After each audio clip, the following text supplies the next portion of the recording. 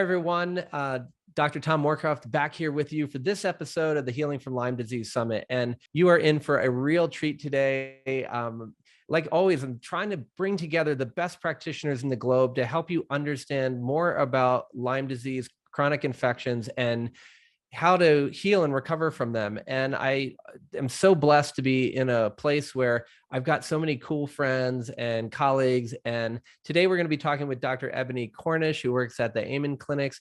And we go back to even before she started there, and we've done a lot of work together. And it's really just such a pleasure to talk to someone who's so motivated to do this functional medicine approach to healing, working at such a high level. I mean, she's been awarded the Northern Virginia Top Doctor 2021, 2022, and I'm pretty sure it'll just keep on coming because she's got such a big heart to go with a big brain that's really been focusing in on using SPECT scans. And I think that this is one of the areas that so many people don't understand when to use it or even what it is. So today we're going to talk about the neurologic impact of chronic infections, and we're going to dive deep into SPECT scans. So Dr. Cornish, thanks for being here. Oh, thank you, friend, for that wonderful intro. It's great to be here. Like, I love what you're doing, Dr. Moorcroft. You've been amazing through the years. I've learned so much from you. I think of you as a friend and a mentor, leading the way in PANS, PANDAS, methylene blue. So, I'm proud of you, and I'm happy to be here with you today. So You're let's so get sweet. started. Yeah. I mean, it's so fun because we're in a field where everybody is like, we're working together like we're family. We're treating our patients like family so that we can help our human global family heal and get better. And the areas of interest, like I love SPECT scans. I know a little bit about them. I'm a picture person. So I love seeing an image that then I can go and like, maybe we can even dive into a little bit of fight, flight, freeze later on and some of the Lyme stuff and the ways to change it.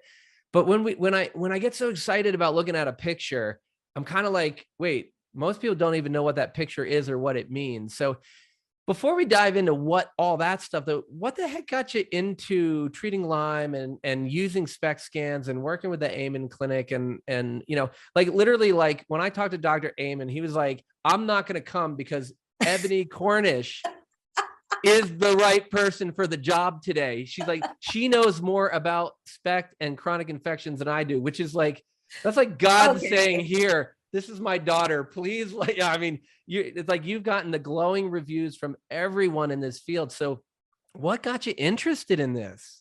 I mean, Tom, it was by accident. I was looking for jobs. I was working at Kaiser. I was pretty bored. And the job said seriously, I was like giving everyone psych meds. I was like, oh yeah, what is this? Chronic fatigue? Yeah, go to psych. And this job, I was looking for actually a couch on Craigslist. And the job board said for doctors who think outside of the box. And I've always been interested. I did work at NIH. I spent some time there. I love genetics. I love translational research. I'm like, I'm really interested in cool things. And so when I saw that job, I said, hey, why not? Little did I know it was a practice that focused on fibromyalgia and chronic Lyme disease. And being in Virginia, we're kind of one of the tick-borne capitals of the world. So I kind of like just dived in and it was no turning back. So once I started seeing these patients with these nebulous symptoms, I started being so upset with my training. I wanted all my money back.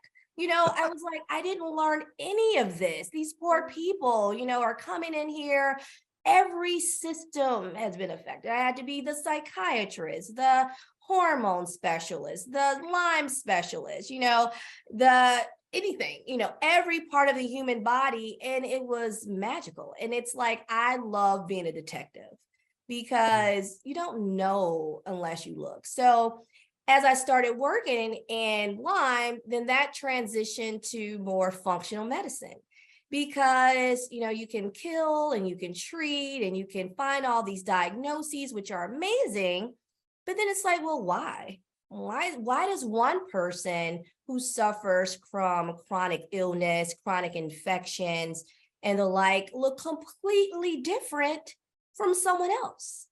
And so that's where I started and got certified in functional medicine, started to learn a lot about the conferences, heard Dr. Amen, started working with the Amen Clinic here in Reston, Virginia, because it's all about the root cause, right? You need to know why someone's ill, not just what I'm going to treat you with. So, fast forward 11 years later, I just am fascinated with the brain. I was a neuroscience major at Brown. So I've always loved the brain. And then with functional medicine, what do you hear a lot, right, Tom? Chronic fatigue. They come in our office, I'm tired. That's neurologic. Why are you tired? And then the differential diagnosis is so vast. And I would treat a lot of neurological Lyme, neuropsychiatric manifestations of all kind of illnesses. And I said, you know what? Why don't I look? Because you don't know unless you look. And the doctors here at Amen Clinic, the psychiatrists are so functional that they're looking at that root cause of mental illness.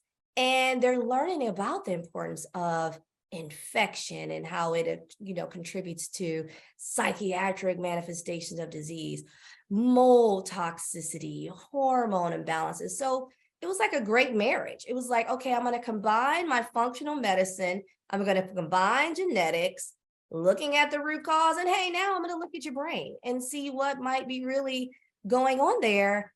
And it's fascinating when I see them get better. So that's kind of me. I'm always digging down into the what ifs and what and looking. And it sometimes gets me in trouble. Ask my triplets, 6-year-olds, they're always like, Mom, why are you always asking me why I did something? But it's a part of medicine. It's a part of who I am. So. Oh, that's so awesome. It's so inspiring too. It's like, I love when I talk to other people who a friend of mine this weekend was talking about like all the things we do. And like, one of the things that a lot of us do is be disobedient, right? We're like, we're going to challenge it. And the thing about, I want my money back. I'm like, yep, I hear you, man. It's like, spend all this time and money, but we have this foundation. And it's like it's so obvious, right? And I call myself the common sense doctor. It's like, look, I'm taking what I learned in the books about basic science, about chemistry, about genetics, about biology, and I'm expanding it to healing. And that's what I love about the job, is that I look at the basics and it just all clicks, even some of my complicated, and it's so rewarding, especially because I'm the doctor, just like you. Our patients have seen 7, 8 other doctors or more, been around the world, inpatient programs, and then come to our doorstep looking for answers and kind of understanding why they can't get better. And that's where you put the detective work, and that's where it gets fun. So. Absolutely.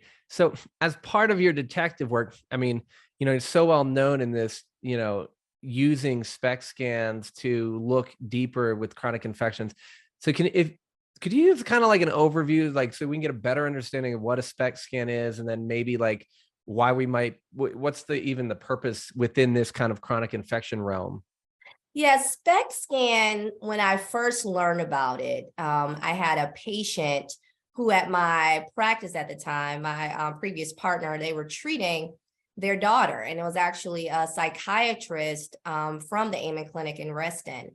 And they brought in these beautiful brain pictures. So when I looked at it, I just said, whoa, that brain looks like it has holes in it. Like, what is going on? But then I learned about SPECT scan. So just basic, it looks like a MRI machine. It's a very small percentage of radiation. And SPECT, it stands for single photon immersion computed tomography. Say that 5 times fast. Right. So basically, it tells you how the brain is working. What areas are working not too fast? What areas are working too slow? And then more importantly, how blood is flowing in the brain. So it doesn't always give you that firm diagnosis, especially as it relates to functional medicine and chronic tick-borne diseases and co-infections, but it tells you what questions to ask, right? Because there are different patterns that you can see. And there are certain similarities in patients who have chronic infections. And that's something called, we just simply inflammation. So the first thing, so we're looking at, just simply the top, under, side of the human brain, okay? They're going into a machine, you're getting a lovely picture. We're going to find out how well blood is flowing and how active your brain is. So the first thing you see in infections and toxins is something called scalloping. So it's like bumpy ridges on the top of the brain scan. Does that mean you have bumpy ridges on your brain? No. That's just showing you some irregularity with activity in that area. And that's usually like a red flag. It's like, ooh, that's not normal. But Dr. Amen, in all his years and hundreds of thousands of scans and research in that area, has shown that scalloping problem, that imbalance, can be associated with chronic toxins. So then you take a step back and you do the detective work. Okay, that's just one finding. This person has this area that looks like what you call scalloping. What is it? All right, and that's when you have to be your clinician. And as it relates to chronic infections, especially vector-borne illness and parasites, you'll have this neuropsychiatric manifestation where patients complain of depression and anxiety and kind of being, confused, and they failed all these different meds. And I'm like, wait, okay, first thing I'm seeing some scalloping. So I need to do a deep dive. Another area you'll see, which is fascinating, when you look at the brain, it's this area, the word is limbic system. And I know you're familiar with like DNRS, retraining the limbic system. And if you just think about it in this fight or flight, you can't focus, you're more anxious, nonstop movement in your mind. Like I describe it as feeling like you're being chased by a bear. There's no bear around. And I see that a lot in chronic infections. And then it makes sense because a lot of those patients, they come to the office like, Dr. Cornish, I can't concentrate. Dr. Cornish, my mind is racing. Oh my God, I can't tolerate things because I'm sensitive to everything someone gives me. I can't sleep. I can't think. And a lot of that has to do with that limbic area, that limbic system. So then you start saying, okay, let's determine what it is that's contributing to that. And then you can see global decrease in blood flow throughout the brain. Now that's when you're like, ooh, let's get that blood going. You might think of things like oxygen treatment to help improve blood flow. And then you think about some of the critters out there that definitely target blood flow, like babesiosis, like tick-borne disease, Bartonella, looking at those things that affect perfusion. So those are kind of the big things without giving you too much and making this a lecture, because I can talk about SPECT scan imbalances and what I see all day long. But it's always good to tie it into clinical. So if you have any questions about that. But yeah, so those are like, and it's beautiful because the reason I really got interested, because I'm like, okay, what am I missing? I found myself treating neurological imbalances. Oh, this person has anxiety. Oh, this person has brain fog. Oh, this person can't sleep. And so I would kind of treat all the imbalances. All right, I have a kid. They may have pandas, autoimmune strep, pediatric autoimmune neuropsychiatric disorders associated with strep or other infections. Kids comes in having a lot of tics, having a lot of rage, having a lot of irritability, having a lot of mood problems. Look at the brain scan. That limbic system is on fire. They have what's called the basal ganglia. It's just a part of one. It's just going up, just on fire. Dr. Amen calls a pattern ring of fire. And they have scalp, and you're like, oh wow, this is what's wrong. And it's so validating to the patients and to the parents when you're showing them imaging that's consistent with what they are reporting. And then they get better. The images actually change if you're on the right track. So Right. it's just wonderful, because I just was always stuck. Like, okay, what else can I do for this neurological patient? And then looking at the pictures, like, aha, that's the money spot. That's where I need to go. That's the sweet spot there. So so That's pretty awesome. So when we're like, I think one of the things that these infections are, sometimes it's hard for us to get a diagnosis, right? Like clinically, like so many people's, the frustration is, oh, Lyme's a clinical diagnosis supported by lab data. PANS and PANDAS is a clinical diagnosis that literally has no true sort of blood test that says for sure you have it. We have stuff that supports it, but it's not even part of the diagnostic criteria at the moment. So one of the things I think that a lot of our folks are looking for is like confirmation that they're not crazy. Like we all know there's something going on. And I should really restate that. I'm not really so sure that they're looking for validation that they're not crazy, but it's nice to have someone else be able to validate it and then be able to bring it back to some of their other doctors and educate them. Like actually right before we talked, I talked to someone, I shared a treatment with his son who had PANS. And then he goes, hey, like all these other kids who couldn't get to see you, when I shared what you were doing and you shared what you were doing with this other doctor, they were able to prevent at least 5 kids in the last month from getting a psych hospitalization. So I'm like, that's why we do this, right? When we look at this SPECT scan though, I mean, is this something where like the ring of fire, I think a lot of us have heard of, and I think we don't know a lot about, I mean, other than what you just told us, but can you dive into that a little bit more and tell us about it? And then also, is it kind of like a PANDAS thing? Is it a Lyme thing? Is it seen in other things? Is it more of a functional thing? Because I think that so many people throw that word out. Oh, I found the ring of fire. And then there's yeah. also like the crown of thorns in German neural therapy. No, it's not. No, where they try to make the thing. And I'm like, no, that's not what it is. So, but what is it really telling us? And is it really focused on the basal ganglia and the limbic system, or is it a and broader the frontal piece? lobe and the temporal lobe, and it actually looks like, if you look at the image, like a ring, and it correlates clinically. And that's why, like you said, that term is thrown out so often, but you really can't make that determination without looking, is what I find, without looking at that scan, because PANDAS, patients with chronic infections, the brain scans all look different.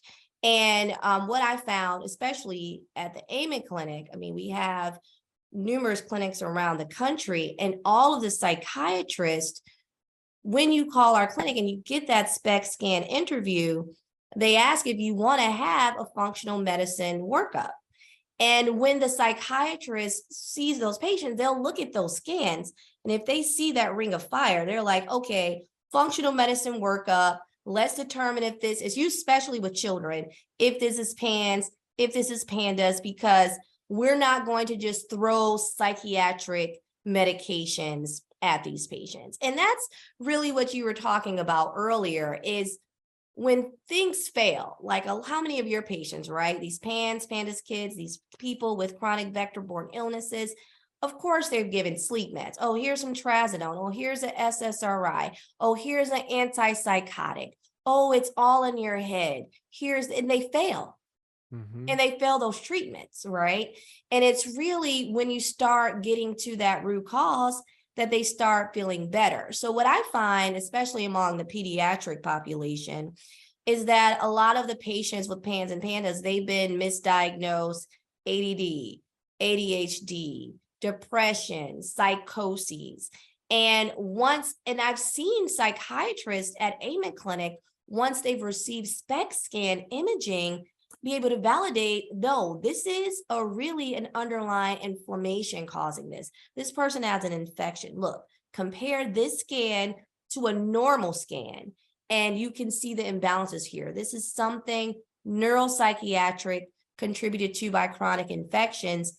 And you can't just dismiss this patient, because you can't get rid of a chronic infection with an SSRI or stimulant. You just can't. Right. You can't treat Lyme with, Lexapro. You can't treat Vartanella with Trazodone. You can't treat PANS and PANDAS, with an antipsychotic. It just doesn't work, right?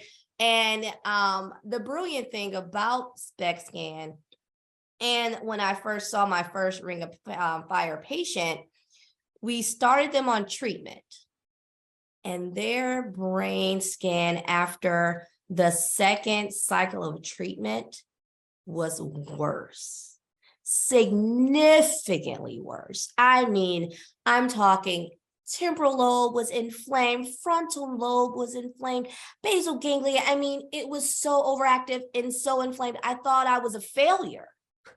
But then at the appointment, the mom's like, oh yeah, he was having a Herxheimer response. I'm like, oh, that's what's happening. So sometimes you can see similar inflammatory patterns when people are going through treatment, because they're having those die-off reactions, and they can make the brain scan imaging look worse before it looks better as well. And that's when I learned about neuropsychiatric herpsing, like, oh yeah, let me give you some for babesia, let me give you some anti-parasitic. And then you'll get a call, they're completely anxious or psychotic. And you're like, oh, it's a drug side effect. No, it's a die-off reaction from treating that infection. And more likely than not, the imaging is going to show you that you're going to have a more active scan, a more inflamed scan. So when you're looking at all those patterns that people throw around, you got to understand the imaging. I mean, I can't stress on them, because before I did, or just even have had some experience viewing them, I was kind of just throwing treatment out there, right? Like you said, clinically. But it does validate a lot of what we do. And then I've had some case reports where I've treated one PANS patient. His basal ganglia was overactive, limbic system, just in overdrive, very, very inflamed. And we treated him, and his parents wanted a proof. So they said, repeat the study after 6 months. And they had significant improvement. It was more smooth surfaces, resolution of the scalloping, increased blood flow to the prefrontal cortex. And it was just like the family was just in shock.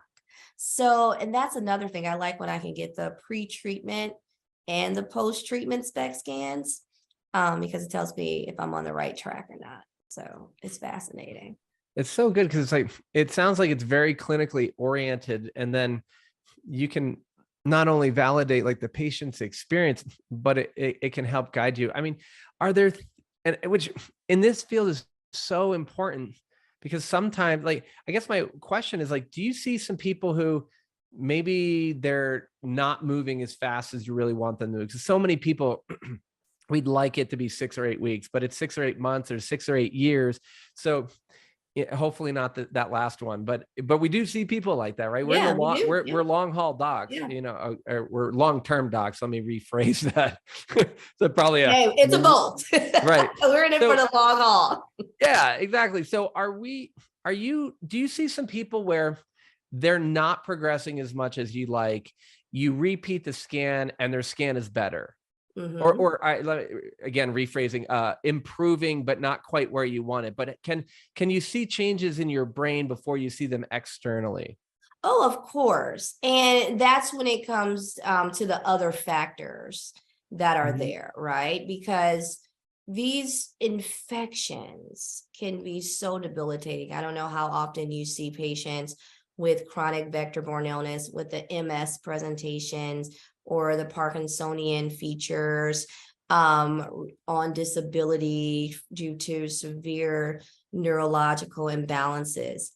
And sometimes it's not just one thing, right? So you have to take a systems-based approach at some of those patients. So yeah, you can pull back one layer of the onion, right? But if they're still living in a moldy house, if they're still eating terribly, high gluten, high sugar, if they have other things like parasitic involvement and gut imbalances, or their hormones are just imbalanced, looking at each system, or their stress, their cortisol, they have a huge stress response and not sleeping. Even though they're having some healing and some improvement with their brain imaging, if you don't dive in to those other triggers, then I don't care how much better that brain's getting, you're missing the mark. So there have been times where you can see some significant improvements in imaging and blood flow and inflammation. And then it's that, okay, what's that missing link? They call it that cell danger response. What's keeping that person in that sense where their body doesn't want to heal? It feels like it's under this vicious attack. And I just have to do my digging, because I know I'm missing something. And it happens not often, but it does happen, right? You don't tell everyone, oh, it happens every day. But no, it does happen. We get stuck. And that just makes you reassess and say, hey, neurologically, they're looking better, but what else am I missing? And a lot of times when patients show up on my doorstep and they've been treated for years with antibiotics and antifungals and mood medicine, it's something really simple like, oh, aha, your gut's imbalanced. Oh, aha, you're not sleeping because you have terrible hormone patterns, which is from the brain, right? Oh, something small, you'll have that moment. And it's just that tweak that might help them clinically turn around. It's basic. Simple. The stuff is not, it seems like what we do is pretty hard, but it's pretty cool. And if you think about it, it makes sense, right? When you start asking the right questions. So I think it's so interesting. Like, it can be complicated. It's almost like it's simple, but not easy, right? Like exactly. A lot of what you're talking about is going back to the basics and going, hey, I just did a brain scan and I confirmed, like, this is really kind of definitive support that what you're experiencing or your child is experiencing is legit. And now we have to just work on your body, like as a unique human being, and do this. And a lot of the stuff we're trying to do with our summit, and clearly it's coming through because everybody's talking about this, is go back to the basics. We've heard gut, we've heard mold, we've heard sleep. These are so important. And so one of the things that you mentioned earlier is about, sort of limbic retraining and all this stuff. One of the first SPECT scans that I remember, I mean, I heard about the Ring of Fire and everybody's like, kind of like Dr. Amen, Hey, you should, Right, he's the guru. Exactly. Well, it's like Charles Ray Jones, the Rich Horowitz, Joe Boris. These are the people who are allowed, they have paved the way for several things. You and I have this amazing conversation and have this great friendship and come together, but also, and to be able to serve this amazing community, but for patients to be able to receive the proper diagnosis and treatment and get their lives back, so I'm always so humbled and honored that all these people are, our friends and mentors. And you use the word mentor. I mean, I feel the same way with you. It's like we all get together and mentor each other because we want to share and help other people. And Dr. Horowitz is one of the people on our summit. And he's just like talking about all the great work I do. And I'm like, that's the weirdest thing to hear ever. and I'm sure like the first time Dr. Amen said, no, actually Dr. Cornish is the expert. She's the one who needs it had to feel kind of like, wow, I'm at a place where I'm really impacting people. And it's humbling, right? Yeah. Because you just do what you're supposed to do. I mean, I'm a very spiritual person. And I'm always very prayerful when I see a patient, like, okay, how can I help this person? What do they need? And sometimes it's just that connection, that there's someone who's invested and believes that what you have is real and can show you that.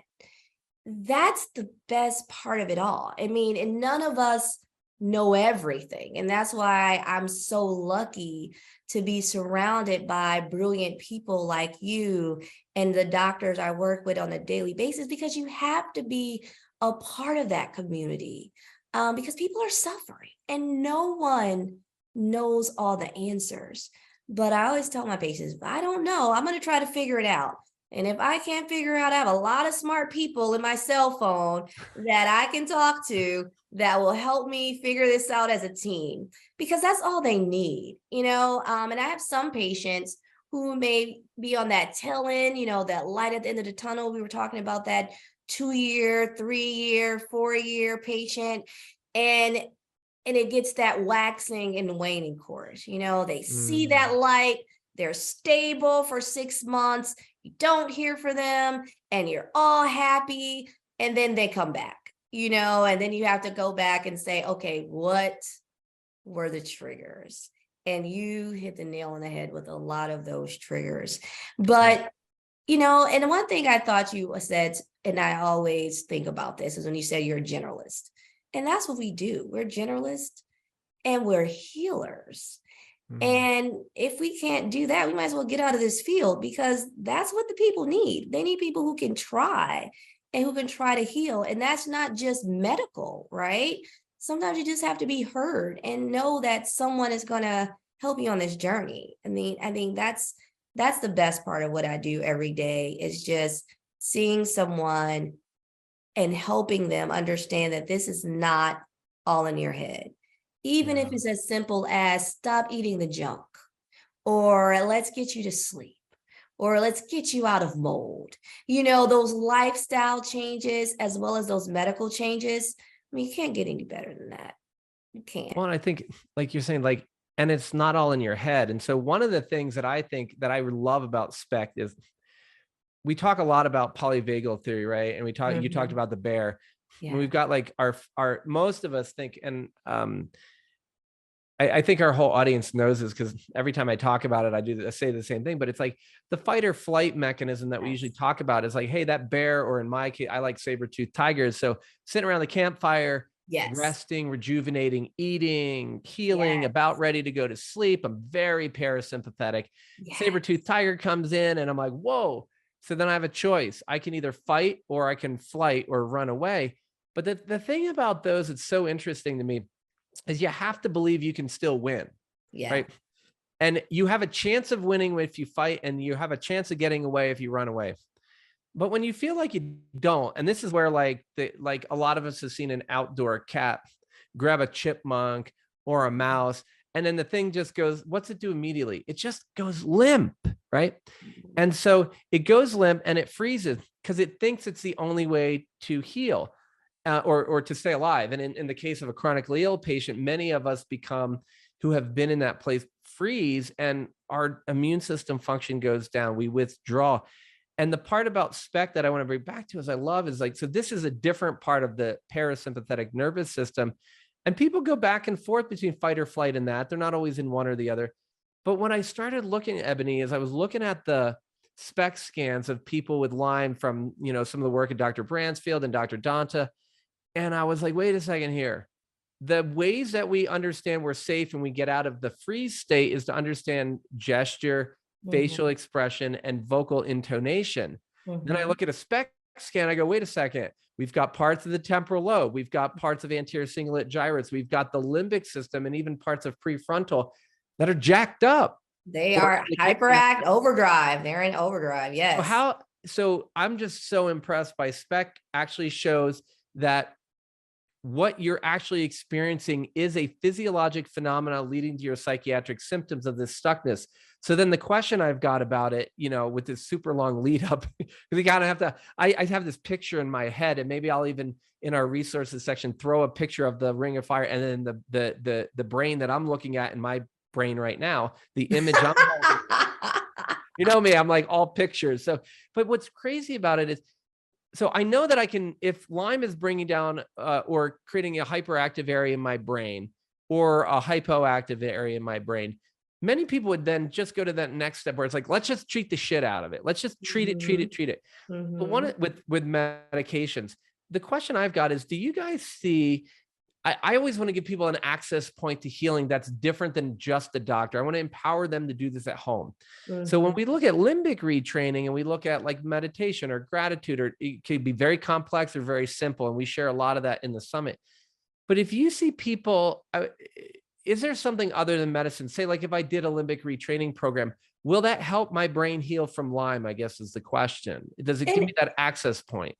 And one of the things to keep in mind is what you said about that fight or flight response is the entire kind of limbic system in overdrive, and then that cortisol steal effect. Like your body is so focused on stress, on producing cortisol, on having this overactive limbic system that it doesn't focus on that healing process. What I find, I mean, I have so many different tools that we use. I am a big fan of Annie Harper and her and Gupta and their neural retraining. Also, interactive metronome. That's another fascinating area where you can actually tap into different areas of the brain, especially as it relates to limbic system, like a lot of my kids with PANS, OCD, severe anxiety. They benefit a lot from interactive metronome. A lot of the doctors here use biofeedback and EMDR.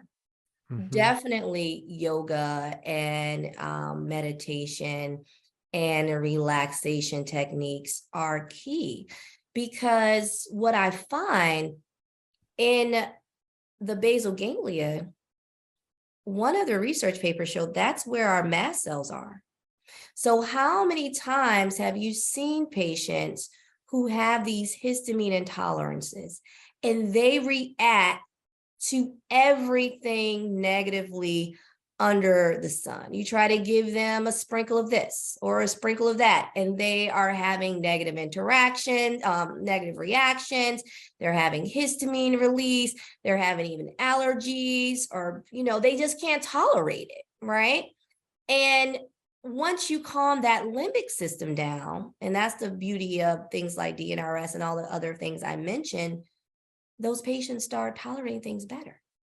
I also see some of those mast cell reactions start to stabilize because that limbic system, being in overdrive, is leading to mast cell degranulation. It's leading to this, vagus nerve overreactivity, this kind of, like you said, the saber tooth, the bear, whatever you want to call it. So the body and the brain can't calm down. And I like to tell patients, you can't receive what it is I'm giving you because of the fact that you're just on the go. That limbic system, it's just firing. So once we calm that, then maybe we can introduce therapeutic interventions either simultaneously by using one of those methods I mentioned earlier, or afterwards. And I'm telling you, it works. It works, because what I used to find is those patients who are having those sensitivities and having that limbic system overactivity and failing therapy, I'm like, okay, this is going to take forever, because I'm going to have to give them one drop of an antimicrobial once a week and, flood them with histamine agents. And then maybe in 2 weeks, but then I found, okay, like I said, being a common sense doctor, hey, I'm looking at this brain scan, limbic system is overdrive. Let me calm that. And you know what? That's when my practice started to change. And those patients started to be able to tolerate oral therapy because they had done the other work that was needed. So, yeah. That's so good. I mean, and it is, like you said, generalist. It's like so funny. People introduce us all, and I mean, I say this all the time. Like they're like, "Oh, here's Dr. Tom or Dr. Ebony," and they're like a Lyme expert. I'm like, nah, I'm a doctor. I'm an expert in helping people find out what's going on and optimize self-healing in their body. And I have an expertise in Lyme because I happen to see a lot of it, and I'm very dedicated to it. But I don't want to be like pigeonholed to just putting the blinders on. And I really think that you've shown how like SPECT scan not only can help us remember to take our blinders off, but also be kind of in the box a little bit where it helps us with a really good diagnosis, but also reminds us to take them off again after we get sort of what we think our primary diagnosis is. And, that differential you talked about is like that thing. We're always going through the checklist of what's the most likely, what's the most deadly, and what are all those pieces that we have to remember every time. And it's just so fascinating that a blood flow scan of the brain can help guide us with all that. It just blows my mind all the time. Yeah. Because, like we said, it's looking at blood flow and it's looking at brain activity. And I would love, maybe one day we can sit down, do a more formal talk and go over some cases and give some, Absolutely. details. And like you said, we are specialists. I'm a board member of ILADS, as you know, and we always talk about how to expand that word to vector-borne disease, but then also chronic disease, because it's not just one thing we're looking at. As we evolve in medicine, you have to look at the functional imbalances, but more importantly, you have to look at the research, and that's key, because you have to look at some of the data that's out there to support what it is you're doing. And if it's none there, try to create some, collaborate with others who are in that field and who are publishing, because you have to support some of the methods that we're incorporating to heal these patients. Yeah, and I'm always so happy to know that people like you are on the board. I've been there on the iLabs board, and the conversation about, and you're coming back. No, there you go. You heard it here first. One day. Nice. I like how you did that. But it's like this part of, like, everybody we're talking to is like, let's use the best evidence we have, but treat the unique human being in front of us. That's the art of medicine, and really help alleviate their suffering, and continually go back to the evidence. And when we don't have it, let's push for more, whether we're doing it, whether we're supporting other people doing it, we're donating to whatever it is. It's just like we keep going back, and that's to me like what functional integrative medicine is like using the best of everything available to help this beautiful human being in front of you get to the point where they feel more comfortable shining the light within them for the rest of the world to see, because it's all unique. And that's the part that's so inspiring. And I just think it's so funny, like, to, because the way I grew up is like research and like doing what you're passionate about, unless you're passionate about studying something, and research really never went together. Like, let's do the research and then hammer somebody with a drug. And like the way you present it is like to look at the human being and to see what they're, what's going, maybe not right today, they're suffering, and what's going really well. So I agree. We could talk about this stuff all day long. And, who knows, maybe we can get a little, if any of you have a chance to see Dr. Cornish talking sort of at a medical conference where you get to see the slides and go through the cases, it's just mind boggling. And, in the summit, it's nice, get kind of wet your whistle, so to speak, get it enthusiastic about this. Understand that when your doctor is asking for a SPECT scan, this is really almost just like doing a blood test, and sometimes even more helpful, because it's looking at you more as how you're functioning. And that's what I love about it. So Dr. Cornish, thank you. Go for it. Yeah. And I mean, that's, what we do at Amen. Like I said, we have over 10 clinics now around the country, because there is such a huge need. 2 in Texas, we have Florida, Virginia, California, you name it. I mean, we're eventually going to have one, and I'm probably sure every state down the road, because there's such a need to define what mental illness is. And that's the beauty of what Dr. Amen does, and how he's driven this field, is trying to end this diagnosis of mental illness and understand, like you said, healing of the entire body. And I always tell patients, like you were alluding to, it's like, okay, this is what's wrong, but let's talk about what's right. Let's talk about what's positive. Let's talk about the good things. And I don't care what that is, if it's a personal life, if it's just, I had a good night of sleep that day, because it's hard. I'm not a big supporter at times of support groups, right? Sometimes you can go in places and you get so focused on why you don't feel well. My support, you have to have the people who tell you what's going on with them, but then the people who encourage you to get better, so you will. And that's why I tell people, the best is yet to come. And I just so appreciate you doing this and taking the time to bring together just prodigies. And I am just humbled that you asked me to participate. And I look forward to collaborating more in the future. I just gave you a little bit. I hope it was enough. I just wanted to make it sure that, You can have a good understanding. And if you are interested in SPECT scanning, just, look up Amen Clinics. That's where you go. We are here on the leading edge of tying in brain health and toxins and functional medicine. So I'm just honored to work there, and honored to know you, man. You're pretty amazing. You're really amazing, and I'm proud of you. I'm proud of being on this journey with you all these years and seeing how much of a leader you are. And I admire all the work you're doing. I don't know how much free time you have. I don't even know if you sleep. I think you're like a vampire. I don't know what you are. You're superhuman. You got to give me some of that. I don't know when you close your eyes, but thank you. I just really want to tell you that I appreciate you and I'm grateful for what you do. Well, I thank you so much. And I'm going to take a moment right now and receive that, because that's one of the things that we're asking everyone in the summit to do, is be open to receiving how great they really are and how much their gifts are here for the planet, and that you are all worthy to heal.